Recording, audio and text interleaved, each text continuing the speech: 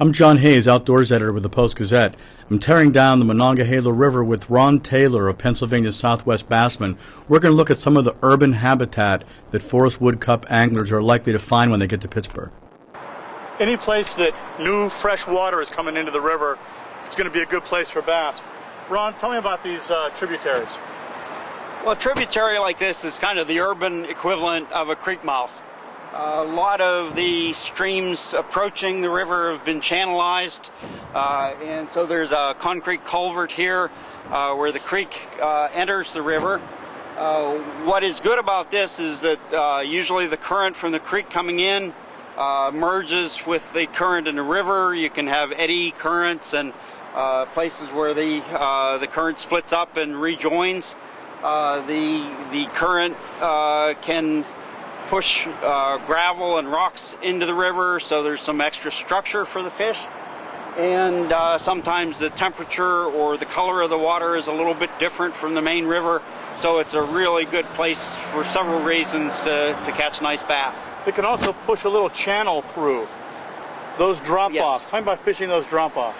Well, that's something that differentiates good fishing places from bad in the river sometimes. We can go for half a mile perhaps without much contour, much difference in the bottom of the river, but we get to one of these creek mouths and there's usually rocks, there's undulations, there's kind of peaks and valleys of the contour of the bottom of the river, and so this can be a very effective place to fish. This is a smallmouth bass. It's might be a little bit small to qualify for the tournament. It doesn't look like it's quite 12 inches long, but another nice, fat, healthy fish. He looks like he's been feeding well with a fat belly on him.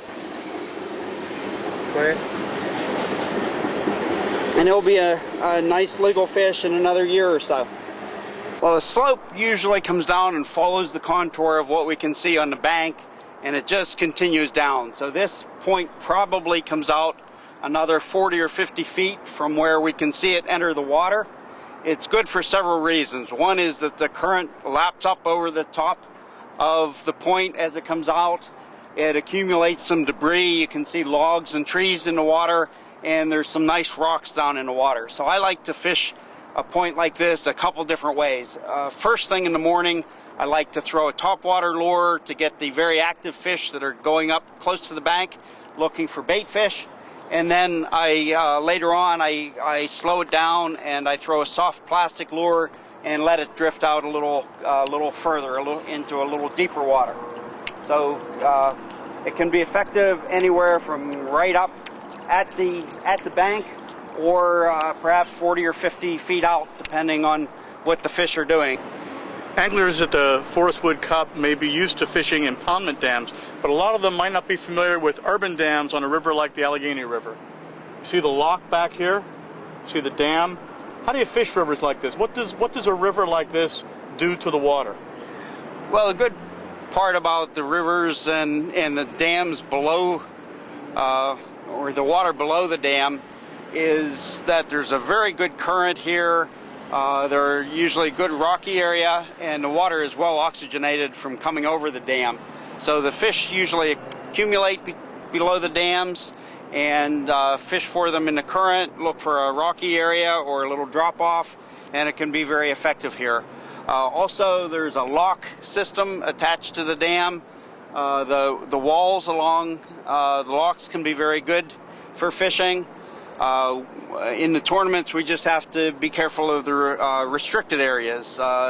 Different tournaments have different regulations as to how close to the walls we can get.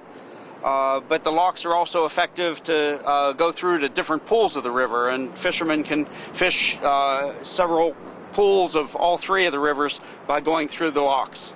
The fishermen who adapt to the urban environment, the urban habitats in a town like Pittsburgh are going to do best in the Forest Wood Cup. I'm John Hayes with the Post-Gazette.